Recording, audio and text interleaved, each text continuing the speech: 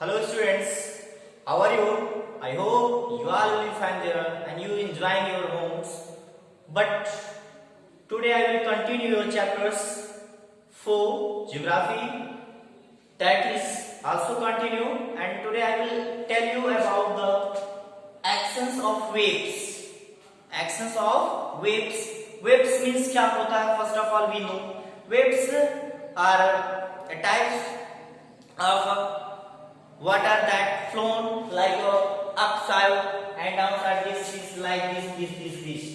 This way is known as the waves. But we see what is actions and how what is formations about by it.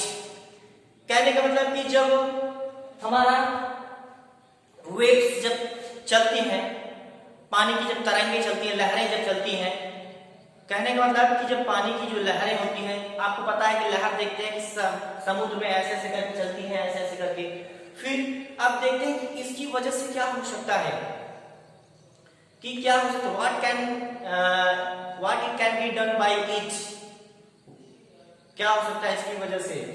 तो सबसे पहले देखेंगे कि सी clips, जब waves हमारी चलती हैं तो एक सी क्लिप्स का निर्माण करती हैं।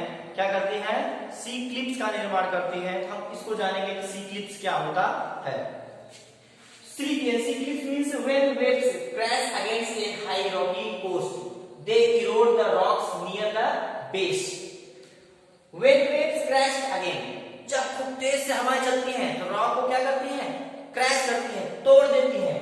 तोड़ने के बाद ए हाई रॉकी कोस्ट, कोस्ट मतलब जानते हैं तटीय मार्ग, यानी समुद्र के किनारे वाला जो भाग होता है, जब हवाएं खूब तेज से चलती हैं तो बड़े बड़े चट्टानों को क्या करती हैं? तोड़ देती हैं। तोड़ने के बाद फिर Rocky coast they Erode means उस बड़े बड़े चट्टानों को तोड़ देती हैं। Erode rock on A Cliff face और इन ए हेडलैंड। हेडलैंड मींस यहाँ पे आपको बुक में दिखाया गया है, यहाँ पे देखिए दिया गया है कि यहाँ देखिए सी क्लिप्स और फॉलन रॉक्स, सी केप्स, यहाँ फिगर में दिया गया है। आप देखेंगे कि जब, कहने का मतलब कि जब हवाएं तेज ऊपर चलती हैं और जो लहरें जब चलती हैं तो लहरें तोड़कर एक रूप धारण करती हैं और उसी को बोलते हैं सी क्लिप्स बोलते हैं। डियर स्टूडेंट्स, जो बड़े बड़े चट्टान होते हैं पानी के साथ जब टूटकर एक रूप धारण कर लेते हैं उसी को सी क्लिप्स बोलते हैं। अब फिर चलते हैं बीचेस। बीचेस आपको पता होगा, आप बहुत सारे जगह पे घूमने भी गए होंगे, आपको दिखा भी होगा कि बीचेस मतलब होता है, beaches is a part where the sands and all the materials that is carried by the rivers, lakes and oceans, this is known as beaches. Beaches means होता है समुद्र का किनारा। समुद्र का किनारा यानी आप समुद्र के किनारे देखते हैं तो वहां पे जो सैंडी एरिया होता है, वहां पे जो सैंडी एरिया होता है उसी को बोलते हैं बीचेस। क्या बोलते हैं? बीचेस। यहाँ पे sea water contains sediments like sand, pebbles etcetera. जानते हैं कि जो समुद्र के वाटर में वहां पे क्या होता है? कंटेन्स होता है रॉक्स, छोटे छोटे चट्टान आते हैं, छोटे छोटे पीबल्स, छोटे छोटे टुकड़े आते हैं और सैंड भी आते हैं। तो सैंड आने के बाद फिर एक जगह पे कंटेन हो जाते हैं। जैसे यहाँ पे ये सी हो गया, अब सी के बगल वाला भाग ही जो है, यहाँ पे जो सी के बगल वाला भाग है इसी को बीचेस बोलते हैं। क्या बोलते हैं? बीचेस। तो पता हो गया होगा। नेक्स्ट पे चलते हैं लैगून्स। Next point is that लैगून्स। What is लैगून्स? लैगून्स क्या होता है? Salt water lake called a lagoons means you already know the salt is found in the water of oceans, so it cannot be drinkable. You already know. कहने का मतलब कि जो ocean का पानी होता है वो खारा होता है और इसलिए उसको पिया नहीं जा सकता, लेकिन it can be used to make a salt. Ocean का पानी भले ही नहीं पिया जा सकते लेकिन उसको नमक बनाने के रूप में यूज किया जा सकता है। तो अब वहीं से जो ओशियन का पानी जब चलता है और एक जगह पे लेक्स या छोटे छोटे भागों में जाकर जहां पे जम जाता है उसी को बोलते हैं लैगून्स बोलते हैं। क्या बोलते हैं? Lagoons. Dear students, please listen here कि salt water lake called a lagoons, कि जो साल्टी वाटर होता है जाकर जो लैग में एक जगह पर कंटेन हो जाए उसी को बोलते हैं लैगून। क्या बोलते हैं? लैगून। नेक्स्ट पॉइंट हमारा जो है सॉइल फॉर्मेशंस। सॉइल मतलब जानते ही हो, सॉइल मींस होता है मिट्टी, फॉर्मेशंस मींस कैसे बनती है, कैसे बनती है।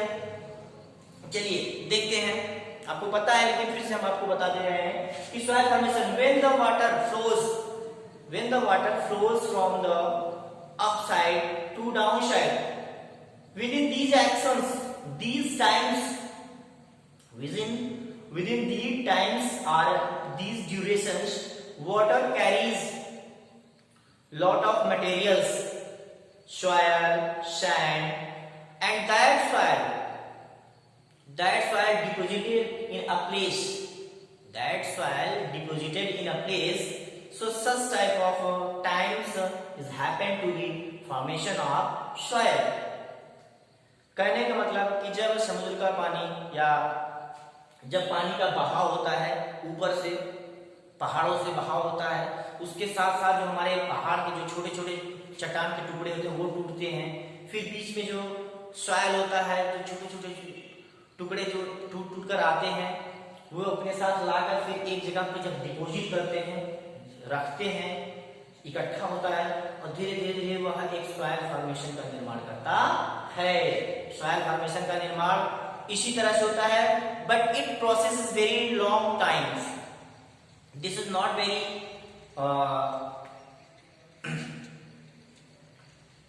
यह सबसे लंबा प्रोसेस होता है किसका? आपका सॉइल फॉर्मेशन में। पता हो गया सॉइल फॉर्मेशन कैसे होता है। नेक्स्ट हमारा जो है conservation of soil. How can we conserve the soil? Conservation means होता है protection of soil. Conserve means होता है protection. How can we protect the soil? You are seeing nowadays the soils becomes erode, lot of things, lot of causes you already know, but I am telling to you what is the causes and what should we do for it. What should we do for it? हमें क्या करना चाहिए इसके बारे में। आप देखते हैं you already know कि plants and trees are the most valuable things that can be protect of the soil. सबसे मेनली हमारा इंपॉर्टेंस होता है सॉइल को कंजर्व करने में, प्रोटेक्शन करने में, plant and trees. Plant and trees ये हमारे बहुत वैल्यूएबल थिंग्स हैं जो कि हमें हमारे सॉइल इरोजन से बचा सकते हैं।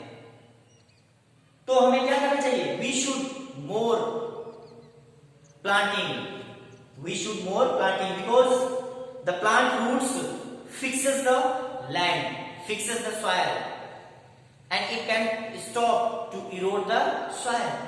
So dear students, this is the way that we can conserve the soil. यही तरीका है हमारे पास सॉइल कंजर्वेशन करने का, मिट्टियों का बचाव करने का तरीका हमारे पास है कि प्लांट और ट्रीज को लगाया जाए, क्योंकि उनकी जो जड़ें होती हैं, रूट होती है, वो हमारे मिट्टियों को बचा कर रखती हैं। बारिश का पानी जब होता है वह उसको प्रोटेक्शन करती है, अगर नहीं है प्रोटेक्शन नहीं हो पाता है। तो dear students, finally I have told you these points of chapter 4 and I hope you have been understood very well. Still you have any kinds of doubt, then you can ask me. Thank you for listening me today. Thank you.